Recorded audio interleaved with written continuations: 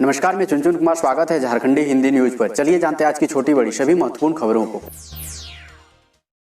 झारखंड में lockdown, CM Hemant ने बुलाई सर्वदलीय बैठक। आज बड़ा फैसला। झारखंड में लॉकडाउन लगाने या दूसरी पाबंदियों से पहले मुख्यमंत्री हेमंत सोरेन ने शनिवार को शाम 6:30 बजे सर्वदलीय बैठक बुलाई है। कोरोना पर प्रभावी नियंत्रण के उपायों के मद्देनजर सभी दलों की वे राय लेंगे। मुख्यमंत्री हेमंत सोरेन ने सर्वदलीय बैठक इसलिए बुलाई है ताकि कड़े फैसले लेने के पहले सभी दलों को विश्वास मिले। सीएम इस बैठक में कोरोना वायरस संक्रमण पर रोक लगाने के प्रभावी उपायों पर चर्चा करेंगे। विपक्षी दलों से वे उनकी राय जानेंगे। माना जा रहा है कि झारखंड में बेतहाशा बढ़ रहे कोरोना संक्रमण को लेकर सीएम हेमंत सोरेन लॉकडाउन की कड़ी पाबंदियां लगा सकते हैं।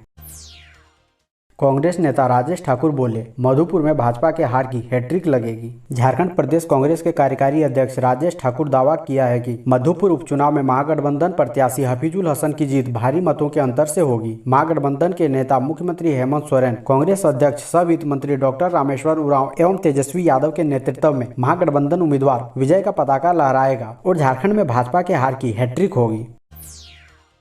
मधुपुर उपचुनाव आज, कड़ी सुरक्षा के बीच 487 केंद्रों पर मतदान। मधुपुर विधानसभा उपचुनाव को लेकर शनिवार को 487 मतदान केंद्रों पर वोट पड़ेंगे। शांतिपूर्ण मतदान को लेकर सुरक्षा के कड़े इंतजाम किए गए हैं। विधानसभा क्षेत्र के बाहर 10 किलोमीटर के दायरे में शनिवार को शाम 6 बजे तक शराब की दुकानें बंद रहेगी। मधुपुर विधानसभा क्षेत्र में 384 भवनों में कुल 487 मतदान केंद्र बने हैं। इनमें अति नक्सल प्रभावित क्षेत्रों में 14 भवनों में 15 मतदान केंद्र हैं। सभी नक्सल प्रभावित, संवेदनशील एवं अति संवेदनशील मतदान केंद्रों के संबंधित भवनों में 2 से 8 का सशस्त्र बल व 4 लाठी पार्टी को तैनात किया जा रहा है। सुरक्षा बलों के लिए सबसे बड़ी चुनौती कोरोना गाइडलाइन का पालन कराना है। मतदाताओं से भी 2 गज की शारीरिक दूरी का पालन करने के साथ साथ मास्क पहनने की अपील की गई है।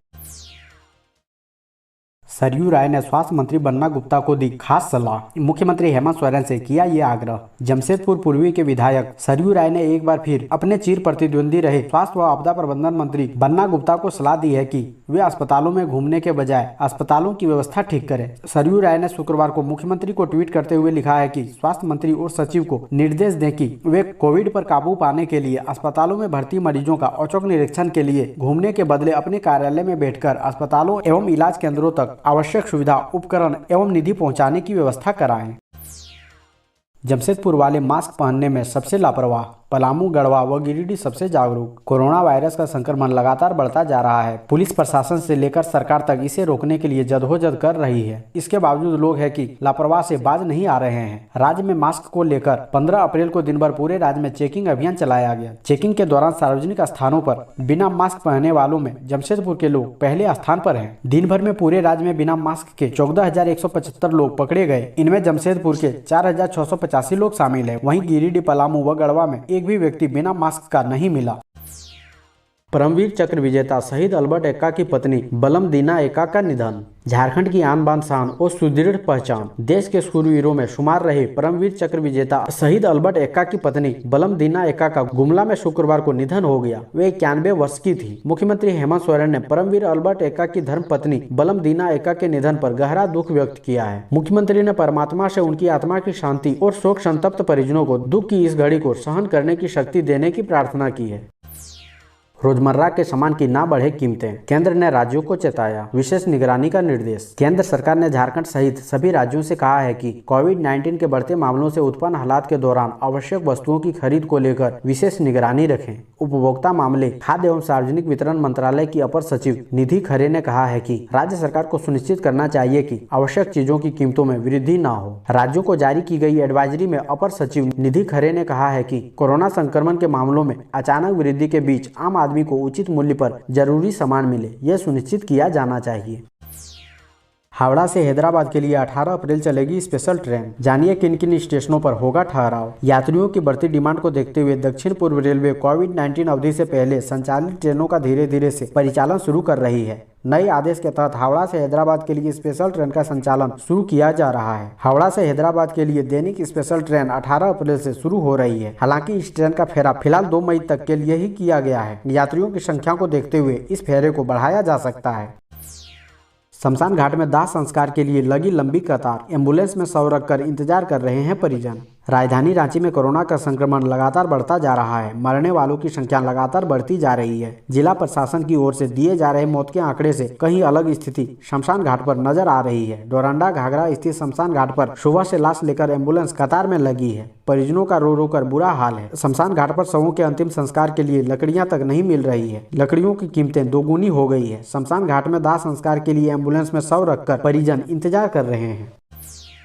बाजार पर दिखने लगा कोरोना का असर। लाल हुई हरी सब्जियां। कोरोना संक्रमण के लगातार बढ़ते खतरों से लोग चिंतित हैं। दूसरी तरफ हरी सब्जियों के बढ़ते भाव लोगों की चिंता को और बढ़ा रहे हैं। आम आलू भी 12 रुपए प्रति किलो की दर से बिक रहा है, जबकि टमाटर को छोड़ अन्य सब्जियां 30 से 60 रुपए प्रति किलो की दर पर बिक रही है। पुलिस कर्मियों के लिए 500 बेड का कोविड अस्पताल तैयार। संक्रमित जवान व पदाधिकारी किए जाएंगे शिफ्ट। राजधानी रांची में पुलिसकर्मी के बीच कोरोना वायरस के बढ़ते मामलों को देखते हुए रांची पुलिस गंभीर है। पुलिसकर्मी के लिए कूटे स्थित विस्थापित भवन में 500 बेड का आइसोलेशन सेंटर तैयार किया गया है, जहां 250 बेड क्वारंटाइन के लिए और 250 बेड आइसोलेशन के लिए तैयार किया गया है। इसके साथ ही 3 डॉक्टर और पर्याप्त नर्सिंग स्टाफ की प्रतिनियुक्ति की गई है। Traffic SP Ajit Peter Dungdung की निगरानी में यह आइसोलेशन सेंटर तैयार किया गया है। इसके साथ ही एसएसपी सुरेंद्र झा के आदेश पर कोविड-19 मेडिकल सपोर्ट टीम का भी गठन किया गया है। ये टीमें कोरोना से निपटने में मदद करेगी। लालू प्रसाद यादव की बेल पर टिकी नजरें। जेल में हो या बाहर हमेशा रहे प्रासंगिक। राष्ट्रीय जनता दल सुप्रीमो लालू प्रसाद यादव सत्ता में रहे या विपक्ष में उनकी प्रासंगिकता बनी रही है। चारा घोटाले के दुमका कोषागार के मामले में उनकी जमानत अर्जी पर अब शनिवार को सुनवाई होगी। शनिवार को उन्हें जमानत मिले या नहीं, वे विपक्ष की राजनीति की धुरी बने रहेंगे। फिलहाल लालू चारा घोटाला में जेल की सजा के तहत दिल्ली के एम्स में इलाज करा रहे हैं। रांची हाईकोर्ट में उनकी जमानत पर सुनवाई पर सभी की नजरें टिकी है। लालू परिवार और आरजेडी को उनकी जमानत की उम्मीद है।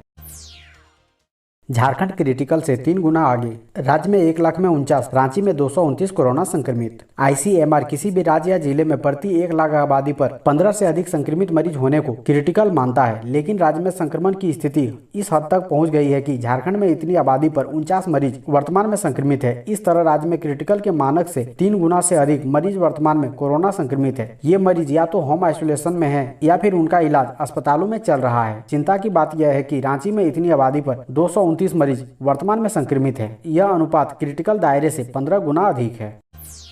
भारत से ज्यादा ब्राजील में घातक हो रहा कोरोना वायरस। जानिए क्या कहते हैं ये आंकड़े। कोरोना महामारी की दूसरी लहर की चपेट में आए भारत और ब्राजील में संक्रमण में तेज उछाल देखने को मिल रहा है। हालांकि भारत के मुकाबले इस लैटिन अमेरिका देश में कोरोना ज्यादा घातक साबित हो रहा है, लेकिन अभी यह पता नहीं चल सका है कि ऐसा क्यों हो रहा है। ब्लूमबर्ग की रिपोर्ट के अनुसार 21.4 करोड़ की आबादी वाले ब्राजील में अब तक 1 करोड़ 37 लाख से ज्यादा संक्रमित पाए गए हैं। 3,65,000 से अधिक की मौत हुई है। इधर 1.4 अरब की आबादी वाले भारत में कोरोना पीड़ितों की संख्या 1 करोड़ 42 लाख से ज्यादा हो गई है, जबकि ब्राजील की तुलना में भारत में कोरोना से मरने वालों का आंकड़ा आधे से भी कम है।